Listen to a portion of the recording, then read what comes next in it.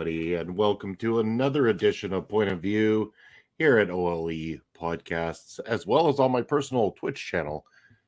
That's over at Video Bro _ Bobby Munson. So, no matter where you're joining from, appreciate you tuning in here on your Sunday morning, Sunday afternoon, maybe Sunday evening. No matter where you are in the world, I'm glad you tuned in today. And if you are listening in on this as a replay, either on Twitch or on YouTube, appreciate the likes, the follows, the subscribes, all those wonderful things.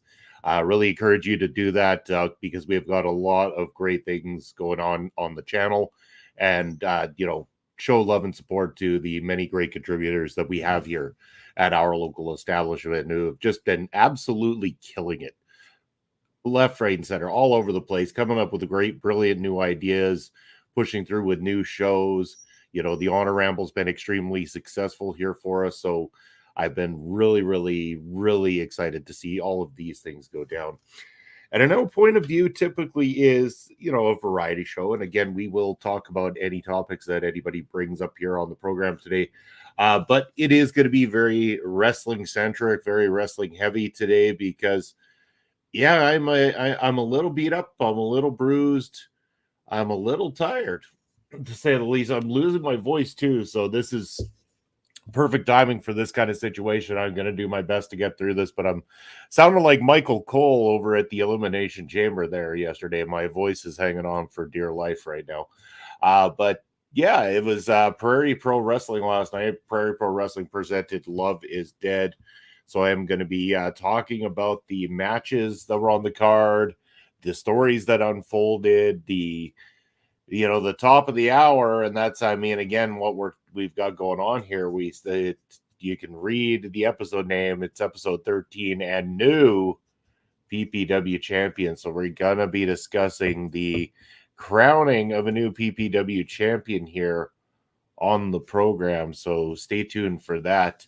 But yes. As it is Sunday, I mentioned Elimination Chamber. You can get the full Elimination Chamber post-show review from myself and Ed Fries. That is available now over on YouTube. I believe the Twitch replay is still available as well too. So make sure you're checking that out for the full in-depth thoughts on the entire show. But I do anticipate conversation with you all today. Regarding Elimination Chamber, the landscape of WrestleMania is starting to unfold now with what went down yesterday. So a lot of matches are starting to become a little bit more clear. I'm sure as this week progresses, we're gonna know more. They're gonna solidify more because again, WrestleMania right around the corner. They're gonna want to make sure that they go ahead and make that happen. But I can imagine there's a lot of people that are feeling the fatigue after, putting in the time to not only watch Elimination Chamber, but also to participate in any way. Unless you were in Australia, which, great for our friends in Australia that you were able to experience finally, a pay-per-view at a regular time. And again, other parts of the world that also do the same. Troopers all over the place when it comes to their love for professional wrestling. And speaking of love for professional wrestling, he was back on the fan side last night. It's my other video, bro. It's my boy Basser. And I know that he had a hell of a time at PPW last night. It was mind-blowing. It was an experience and a half last night, Basser. I would love to hear from you about the fan side even more. But, from our side of the fence, doing the filming and stuff like that, even Papa Spokes and I were talking afterwards. We've never experienced or heard a pop that loud in any independent wrestling that we've ever seen or been a part of personally than what happened last night when Colton Kelly finally pinned Sheik and won the title. I knew it was going to be explosive. I did not know that I don't want to call it a small crowd. I mean, for us, it's a strong crowd, but I mean, in comparison to companies that seat thousands and stuff like that, like, man, the roof blew off that goddamn place last night when Colton was announced the winner. Coffee, my best friend this morning, I got to tell you. But yeah, no, it was a hell of a time at PPW last night, and lots of other things to talk about. I want to touch on the PPW tag team division. So it was mentioned early on in the show that the tag division had been happening. It's been red hot. Papa Smokes and I have been talking about this for a long time since we started doing tag team wrestling in PPW, because for the onslaught of PPW, the first few years of operations, and keep in mind there was the down times when we were, had to close shop. We didn't have any tag matches. Everything was just singles matches for the longest time at PPW, as we built that division and worked towards crowning the first ever champion, which, again, gotta say, Sheik Akbar Shabazz, but holy shit, man. Like, to hold an independent wrestling title for that long a period of time and to make yourself so villainous that the crowd would pop like they did last night is just brilliant on the part of Sheik, and just a total credit to his ability in professional wrestling. So I just, got to say that for sure. But yeah, the tag division, I mean, we've been talking about it. We've been going on about it. They had mentioned recently PPW Tag Team Championships were going to be introduced. They were going to be introduced, and introduced they were. So last night at the, as we came back from intermission, we had a podium in the middle of the ring, and out comes Crash Crimson and Silver Fox. They come in there and they unveil the brand new Prairie Pro Wrestling Tag Team Championships, and those are some beautiful looking, sexy titles. And I will get photos of those available soon. They will be coming online. Long night, long day yesterday, so I just haven't had the chance to put that collective together. I got some brilliant shots of it on the camera last night as we were videotaping, so I got a dead-on shot of that sexy new tag belt. It's going to be great. I don't know yet what to expect in terms of, are we doing a tag team tournament? Is there just going to be a mention of who's going to immediately get title shots? It's hard to say at this point, and that is up to the rest of PPW management, the PPW management that handle the bookings and all that kind of stuff. It is on them to make those decisions, and those decisions will be coming soon. I'm sure we'll know more at the next Prairie Pro Wrestling show, and as announced, Prairie Pro Wrestling is going to be rolling up on Saturday, April the 20th. Yes, 420 is the next Prairie Pro Wrestling show live in Saskatoon. It's going to be a hoot, you might say. Yeah, enough of the puns, Bobby, right? But yeah, so the tag belts look amazing. They're awesome. We ended up having a tag team matchup on the card last night. The Short Kings took on the Brotherhood. A hell of a match, hard hitting. Mars and Reed, who, again, Papa Smokes and I had on Ring Respect Radio just recently. Check that out on the replay on YouTube now. Awesome team. Awesome tandem work. Completely outmatched in terms of physicality and size, but oh my God, dude, Mars and Reed know how to work in tandem so brilliantly that they were able to chop these giants down for a good portion of the matchup. And the PPW Nation believed in the Short Kings last night. It was a true belief that the Short Kings could conquer these titans in Jacob Creed and the Dixie Dragon. But lo and behold, the third man on the outside, Bucky McGraw, with the distraction, and then of course the mist from Dixie Dragon, costing the Short Kings their matchup. Otherwise, the Short Kings looked like they might have been able to take that match last night. Their brilliant teamwork and clear working relationship and friendship was paying off in that match. They were outclassing the Brotherhood, and it took the Brotherhood stooping to those levels in order to finally get the victory. So I don't believe we can count the Short Kings out as possibility of being there when it comes to the tag team titles and how we decide who the champions are going to be. Contrary to that, we got the Brotherhood, who we know is going to be in that title picture. We know that is why this faction has been put together, because they are looking to conquer Prairie Pro Wrestling. They look to conquer the gold and take all the gold. Bucky is wrestling's smartest man. He's there on the outside, the corner man for his two inflictors of re-education, as that name got dropped quickly. But yeah, these two brutes are definitely going to run amok in Prairie Pro Wrestling, and I would expect to see them in the title picture for sure.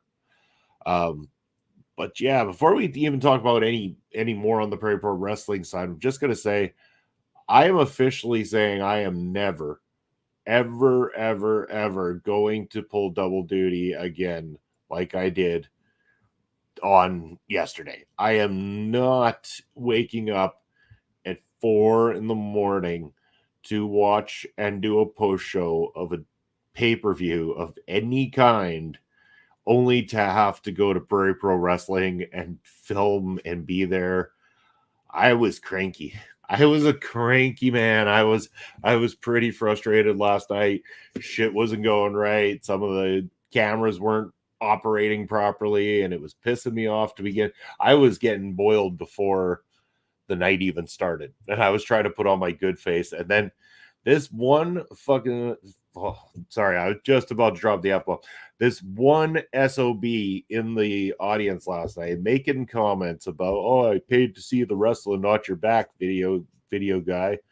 And I'm thinking to myself, you know, that ring is tall enough. You can see the damn wrestling. I'm not standing in any particular spot for a long period of time. You don't need to make comments like that. My time is volunteered, and if you're going to say stuff like that, man, you're going to drive me nuts. You're going to drive me crazy. Oh, I know, Barry. I know. I just about dropped it. I do every once in a while. I'm not opposed to dropping an F-bomb here and there, but you know, try to keep it clean. It's Sunday. It's like it's family day or something, from what I understand. But yeah, I spent last night with my family away from family, the PPW Nation at the Prairie Pro Wrestling show, and yeah, it was chaos. Another sold out show. We had to turn people away again. The lineup was massive, and it was to the same crazy levels that our Halloween show was, where our lineup was still extended out to the streets. And the dilemma we find ourselves in is that in terms of available space in Saskatoon, there is nothing really available that accommodates what we needed to accommodate. You know, we need to be able to have a liquor license in there. We need to be able to have the right amount of space so we can, offer more seating. We can offer more ticket sales, all this kind of stuff. Everybody talks about it's like, oh, it's time for an upgrade. The problem is that the upgrades are too big. What's available for space is extremely large. You know, maybe we can get a decent price on it, but then what happens if we're in there? It starts to make things feel hollow. It starts to really thin it out, and it's not a guarantee if we move from where we are to another space that people are going to want to drive and travel. Some of our fans are ones that happen to be living in the area that the shows are on, and they walk to the shows, and then they walk to the bars before and afterwards. It's, it's in a prime location for getting that audience. So it's kind of a double-edged sword. If we move, it could really, oh, here you go, Barry. It could really fuck things up if we move. But if we don't move, it really sucks, because then we have to play the bad guys that come out there and say, hey, sorry to the rest of you that have been standing out in the cold for, over an hour, but we're at capacity. Try again next time, or buy your pre-sale tickets like we've been stressing. We sold so many damn pre-sale tickets because the demand is so high that we have to start rethinking strategies. We have to start rethinking our business. Like, do we keep the same business model and just go this direction and continue to make it the hottest ticket in Saskatoon so that we continue to have these crowds that are dying for their chance to experience Prairie Pro Wrestling live? It becomes a big risk in independent wrestling, because again, as soon as you move, the costs go up. The demand doesn't necessarily follow, because that's the way it is in our particular city. It's not a big enough city to really justify these large moves in geography, because a lot of people don't travel to there and don't want to pay for a cab or anything of the sorts. They want to pay their $15 to go watch the wrestling show, and that's their limit. And then again, you also run into things like parking, stuff like that too, where you're located. So it's all things we have to think about. But for the foreseeable future right now, we are pre-booked at the continuous spot of the Cosmo Senior Center, and we're going to continue to put other shows on there. All I can say is that for anybody who didn't get in last night or had the same, problem at the Halloween show, feel free to get pre-sale tickets. There was a window. There was time. You could have bought them. You chose not to. You ran that risk. Is Barry coming in? Yeah, travel can add big to cost. It really can. And, like, again, people have talked about other places in Saskatoon and stuff like that. And it's like, yeah, that place is great, but they won't allow a liquor license. So our booze sales really make up for the fact that we can charge a low amount for the people to enjoy the show.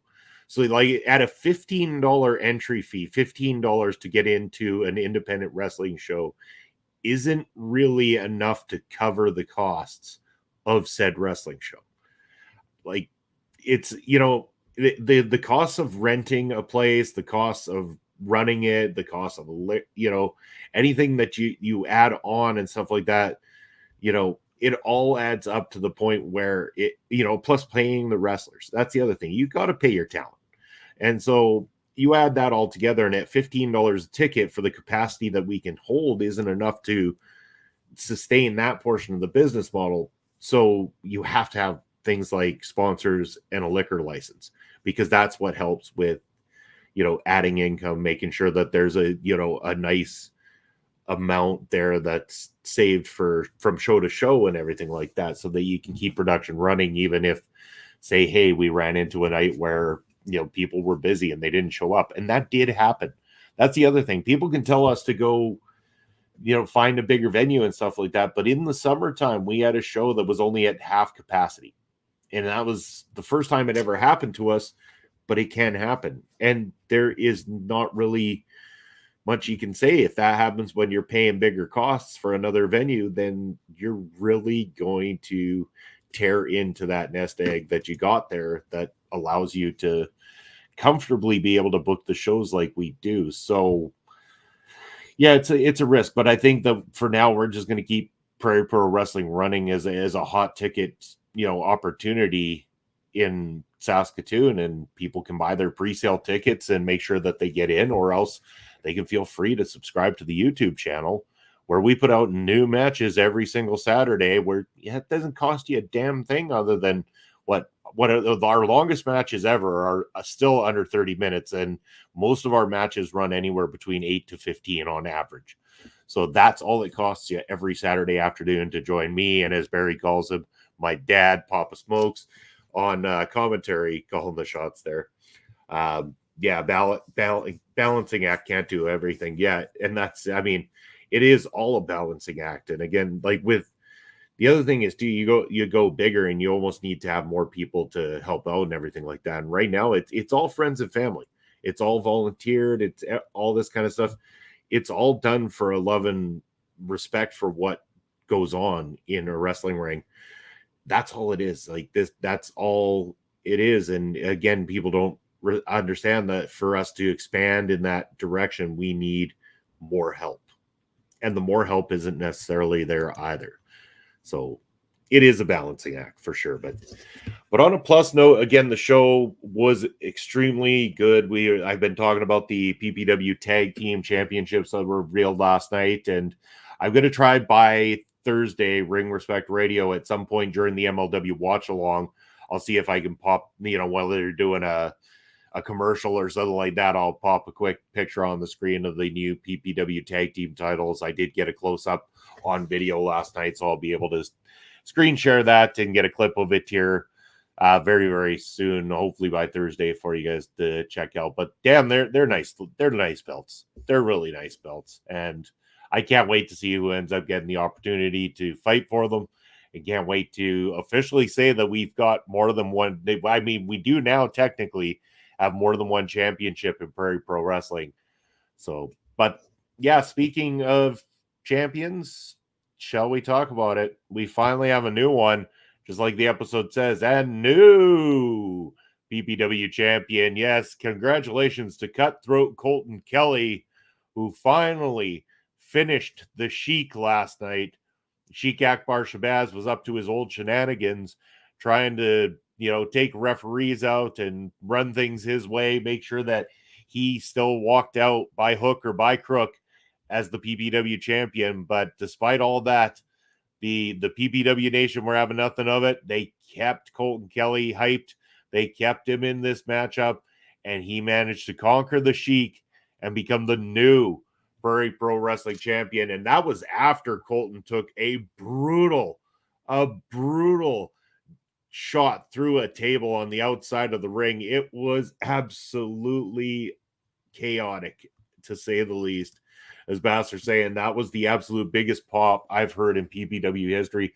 Yeah, Basser, and again, as I was mentioning a little bit earlier, as Pop Smokes and I were talking, that was the loudest we've heard in any independent wrestling we've been a part of ourselves. And for the most part, from what we've seen watching independent wrestling, like, it's a testament to Sheik and just how much that title meant at this point, just how much people wanted somebody to beat him, and Colton was their guy.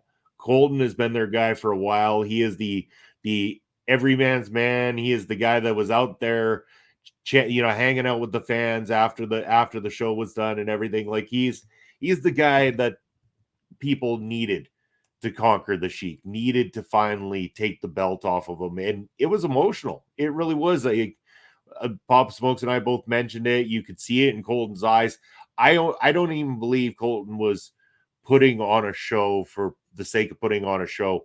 That emotion was real coming out of Colton Kelly. And as he mentioned, as he got on the microphone, I have never won one of these in 15 years of being a professional wrestler.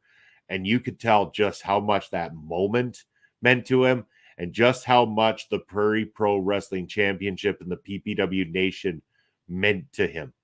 It was a magical moment when it comes to professional wrestling, and it was made magical because of the build and the patience and coming along for the ride of having this villainous, dastardous champion in Sheik Akbar Shabazz snaking his way out of losing his belt for so damn long, that when finally that hero came along in the form of Colton Kelly, it was huge. And that pop was massive. I said it on Ring Respect Radio that I expected, if the title would change hands, that the pop would be the loudest we've ever heard, that the roof would get blown off the place.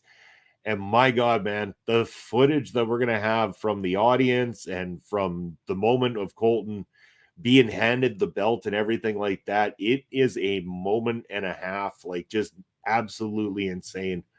It was awesome to be a part of. It really was awesome to be a part of that, and to see the excitement on everybody's eyes. There was no even like anybody there that was having to be like, oh, I don't know, Colton's not my guy. There was no person in that building that didn't want Colton Kelly to take that win, and that's exactly how it is. And yo, Papa Smokes, how you doing, brother? And yeah, wild night indeed. It was, as we've been saying, that pop that Colton Kelly got, and just how we arrived at that. We arrived at it with the build of Sheik Akbar Shabazz as just this dastardly snake of a villain in Prairie Pro Wrestling that has been taking over Prairie Pro Wrestling since he won that belt and could, walk around with that chip on his shoulder. And damn, it mattered. It mattered. And that was the best part, because the long journey we took with it. And that's what I love about it, was that everybody had that patience and understood why we went this direction, why it means so much to not just keep putting titles on just whoever. You need for it to matter, and it mattered that much in Prairie Pro Wrestling last night. And congratulations, Cutthroat Colton Kelly. Dude, your first ever championship win as a singles wrestler, at least anyway, in wrestling, your wrestling career. And it happened last night in front of our fans, in front of us. I gave Colton a big ass hug last night after watching that. I know he even reached out to me this morning, thanking me for what I do and stuff. But I returned that, I'm thankful for what Colton Kelly and all of the professional wrestlers that get inside of an independent wrestling ring that take their job seriously. I have massive respect for all of you, because magical moments like that happen because you come along for the ride and do what you do and put yourselves on the line like you do. So thank you, Colton Kelly, and thank you, PPW roster, and thank you, PPW Nation, for making that shit happen, because you guys made that happen. And I can't wait to put it together and have that out on YouTube for you guys and show you just how, like, for those of you who couldn't get to experience just exactly what it was. And yeah, as Papa Smoke saying, all hail the new champ, Colton Kelly. Awesome, just amazing. And again, now we're gonna run into this 420 show that we've got coming up with Colton Kelly as the new PPW champion, and hopefully we're gonna find out what's happening with those tag belts. So we got a lot of teams that are going to be vying for those. Going to be interested in, as Papa Smokes and I have been talking on Prairie Pro Wrestling. Those belts, and so many teams that have now come across Prairie Pro looking for an opportunity. Everybody's going to be forming teams and making alliances and doing what they can, because gold is what they want.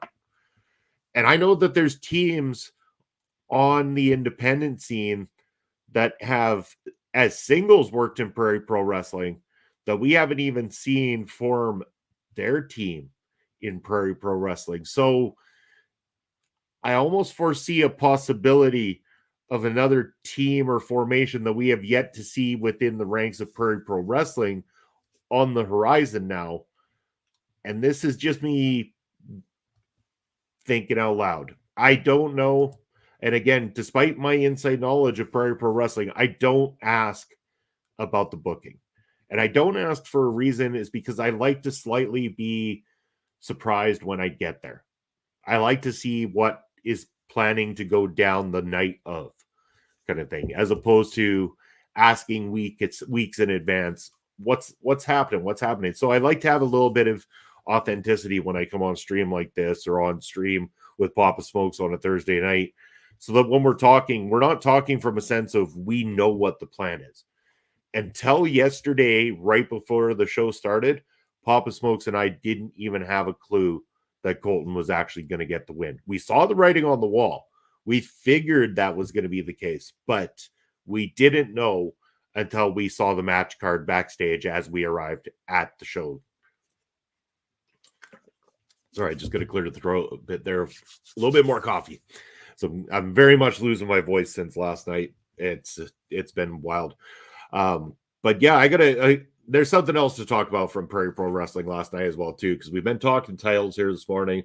We spoke about the tag titles. We spoke about the new champion, the PPW champion, but I want to talk about the reign of terror that continues from the Mexican Devil, El Asesino. And this is a point in time where I wish Brian Carter was in here, because I'd like to talk to the leader of the El Asesino. What is it? The El Asesino Respect Fan Club, or whatever it is that Brian calls these lovers of cynicism and hate and destruction and mayhem. So El Asesino, you would think, after going through hell and back again with Colton Kelly in the chairs match recently, would maybe have thought twice about starting to cause more trouble when it came to chairs. But oh no, not El Asesino. Let's not forget that this guy just loves violence. He loves being, he loves being sadistic. He loves to hurt people, and he's got an attitude that is unstoppable at times. And he goes out last night, has a matchup with Tommy Gallivan, ends up picking up the victory. And this isn't good enough for El Asesino. No, not good enough at all. He's got to go ahead and he's got to attack Tommy Gallivan after the matchup's done. Chair shots to poor Gallivan, and then he's wrapped the chair around the throat of Tommy Gallivan, and he's going to the top, and he's planning to give a frog splash or whatever, or stomp the damn chair, whatever is on his sick sadistic mind. And just in the nick of time, Michael Allen Richard Clark comes to the aid of Tommy Gallivan. This is the second time now that Michael Allen Richard Clark has come out and helped out one of the members of the PPW Nations roster, or sorry, one of the PPW roster. Last time out, it was Taryn from accounting that he had come out for the save on. And I believe that this is just authentically Michael Allen Richard Clark making sure that nobody gets seriously hurt. He's coming out. He knows what El Asesino's like. These two are no strangers to each other. They have crossed paths before. And, they crossed paths in PPW. We know that this has been brewing for quite some time between these two. And there is no love at all between Michael Allen Richard Clark and El Asesino. And that hate has been brewing a long ass time. And then last night, Michael Allen once again making the save. And then later in the night, El Asesino came out during the unveiling of those tag team titles and said directly to Crash Crimson, tell Michael Allen Richard Clark to stay the hell out of my business, or else I am going to give him a bloodbath, and that could happen as early as tonight. Was, I believe, along the lines, those were the words that he had used, and did reference the bloodbath that was the chairs match as well, too, with Cannonball Kelly. So there was a bit of a warning. He said it was a warning, but you all know a warning doesn't last very long with El Asesino. When he snaps, when that brain goes off of his, he's just going to go and create violence. And violence is what he created last night. Again, Michael Allen Richard Clark was wrestling against Jack Pride, picks up a victory, and at the end of the victory, while Mark is, beaten up from the, brutal match that he just had, a fantastic match that he had with Jack Pride, all of a sudden, out comes El Asesino, beat down with the chair, stands over top of Mark, and again, I'll drop one more F-bomb for you because this is what was said, Barry. He said to Michael Allen Richard Clark, stay the fuck out of my business, were the exact words of El Asesino to Michael Allen Richard Clark last night. And yeah, it was pretty brutal there. We know that now with that being done, that Michael Allen Richard Clark isn't just going to take this and be like, no big deal. I'll just stay the hell out of his business. I'll stay out of his way.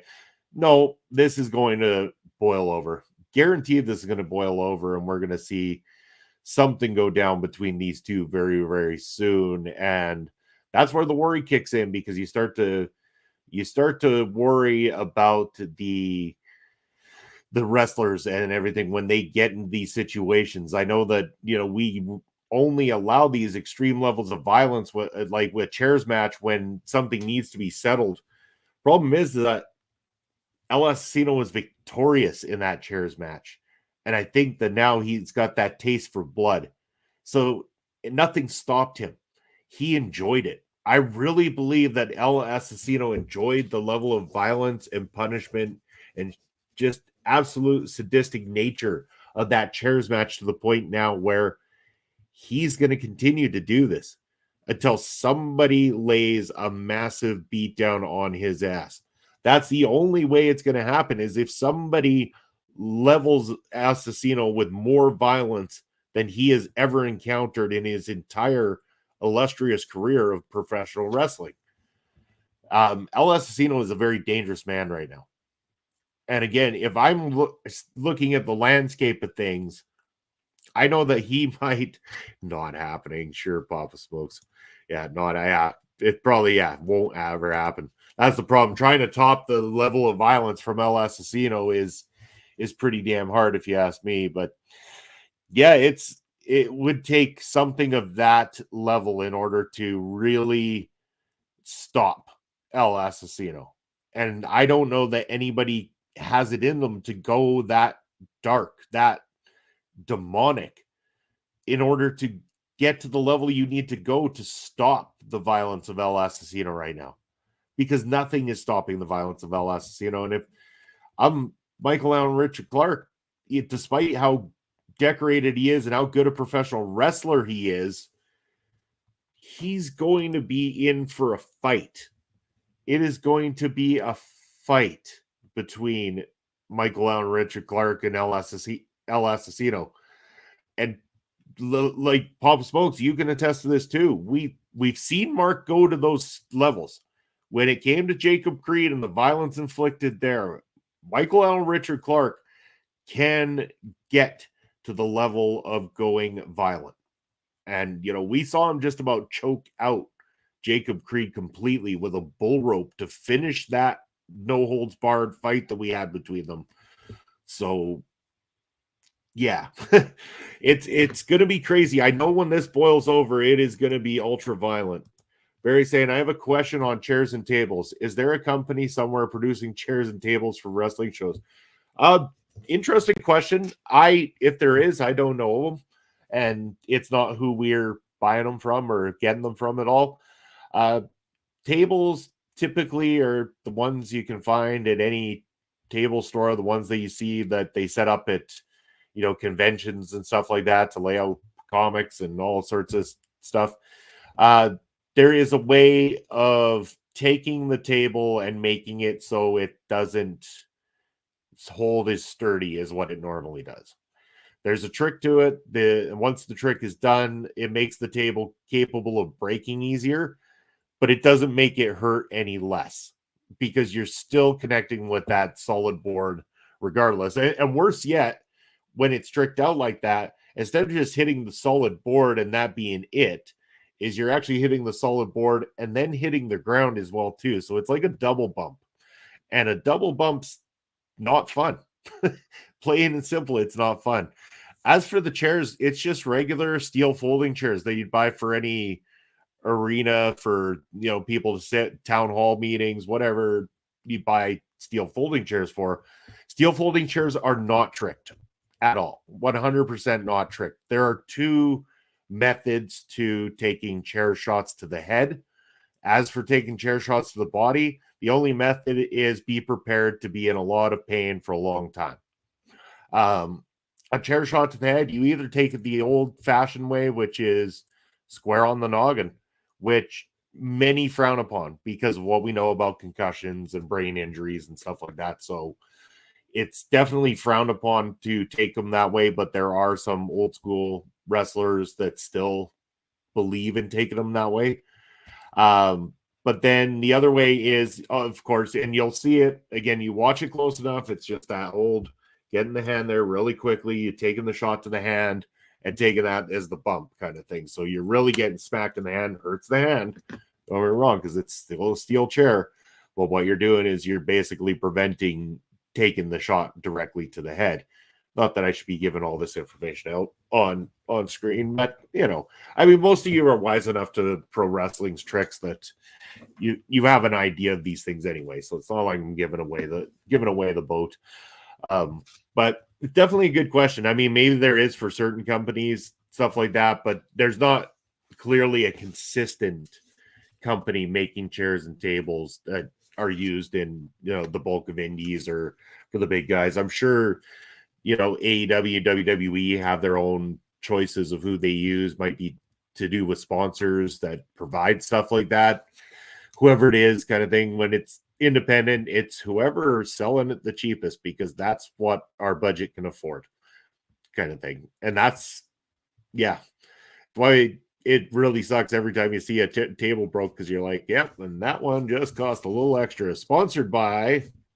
because that's, again, where the sponsors come in, is being able to add things like that to the show costs money. So we need to have money in order to produce, and produce we do. And that's what we did last night. It's produced beautifully.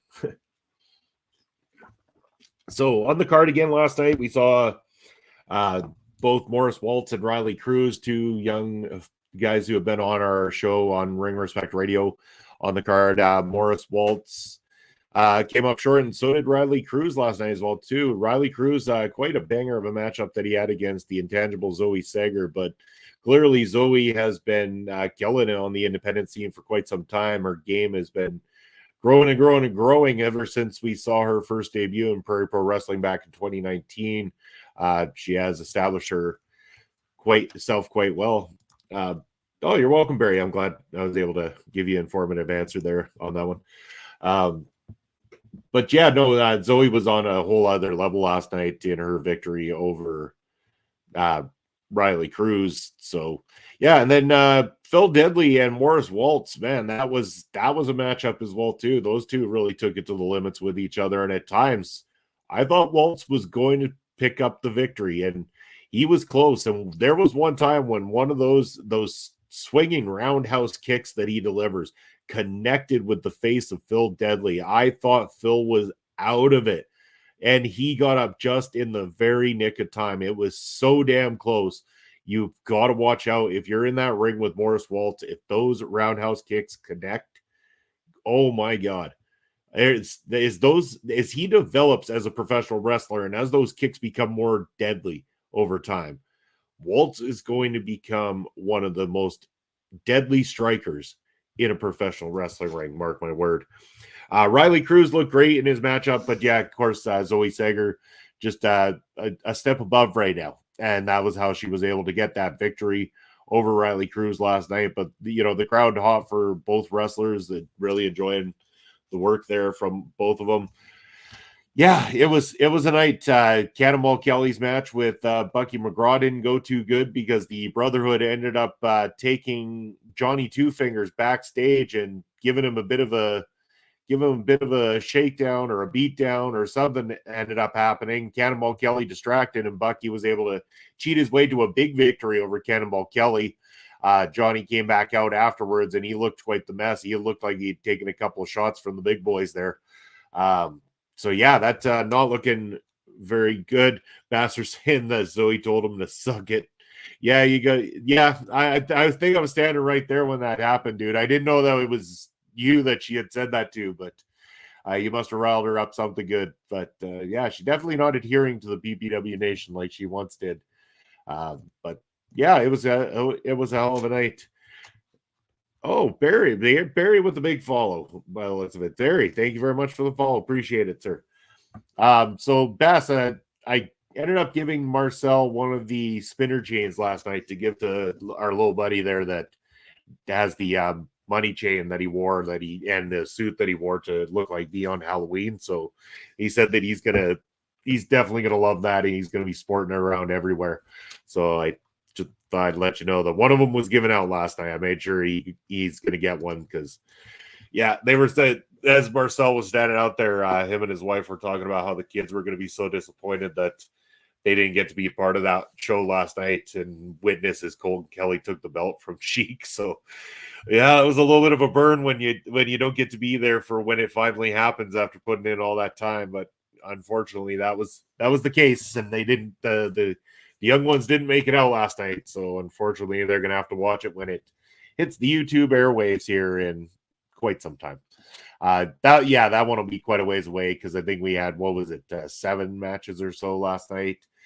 We've only just landed on the first one from the December taping, so we got about another 6 weeks of those ones before we even land on the first week with the PPW Love is Dead tapings. So yeah, I would imagine at this rate we're probably looking at even May before we'll see that championship matchup come out. But I'll make sure that there is a lot of time that it's advertised, that you're aware of it, that everybody knows when it's happening. So, and speaking of knowing when things are happening, I'm going to play this weekly calendar here so you can check out all of the great things we got going on our local establishment this week. I'm out of control, about to blow, and I've been caught in the undertow. So toxic, but I can't get enough. You're burying me. Yeah, you're burying me.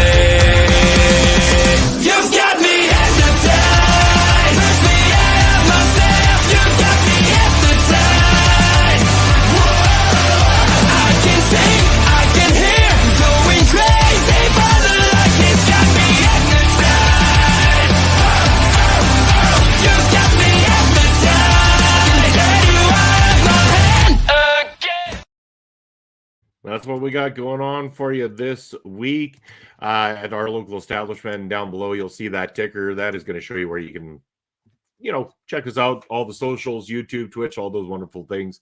Appreciate all the love and support that you guys do for all the different shows and all the different on-screen personalities that we have here at OLE Podcasts. Going back to yesterday, and I'm just going to say this again for those who weren't here earlier, I am never doing a 4 a.m. pay-per-view watch and then post-show and then also having to go to Prairie Pro Wrestling on the same day, because while I was able to get about an hour and a little bit power nap in shortly after Ed and I went off the air, I still had to get stuff ready, prepared, double-checked, because I always want to make sure to the best of my abilities nothing goes wrong, although there was equipment problems last night and I was tired, so I was getting extra cranky that shit wasn't working. And so then it was starting to show. And I think it was pretty notable because I was starting to get to the point of, insanity. And even when that dude in the audience decided to talk shit about he didn't pay to see my back or whatever, and he wants to watch the match, it's like, I was ready to jump the barrier and create a riot last night. Pretty damn close to it anyway. And again, I know he's just expressing himself and I should just take it on the chin. But yesterday, and most days, I probably would have just laughed it off and not cared. But I was tired.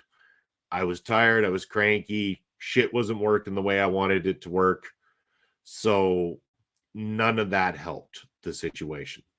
So again, yeah, it was just one of those things. But at the same time, despite all that, the magic of being there for Colton Kelly's victory washed away any of the bad stuff. I'm here today. I got good sleep last night. Again, I pretty much shortly after getting home, I was out like a light, slept like a baby, didn't get up until about 7:30 this morning to get prepared for doing this and having everything happen. So yeah, it's been a hell of a ride. Maybe the audience had been up since 4 a.m. Yeah. And I mean, I commitment to everybody out there, Barry, and other countries that get up for watching, some of the shows that go on here in North America and everything like that too. I mean, you guys are troopers, absolute troopers. I just know that it's not the getting up at 4 a.m. That part I can do just fine. Getting up and watching the show yesterday was fine. I just can never do that when I've got Prairie Pro Wrestling on the same day. That's where the fatigue and crankiness came in, because had I had the opportunity to sleep a little bit longer, my whole day yesterday would have been no problem, I believe. But problem was like just consciously trying to make sure I'm prepared for a Prairie Pro Wrestling show on top of minimal sleep to begin with and all that. I can't pull the double duty is all I'm saying. Like, I credit to anybody who can ever stay awake or get up for these shows. It wasn't a problem for me because, again, I get up fairly early anyway. So 4 a.m. typically I get up about 5:30 most days, no problem. So 4 a.m. didn't seem like a stretch. But just that in conjunction with what went down with doing Prairie Pro Wrestling last night was just it killed me a bit. So I'm definitely a little sore, a little tired today.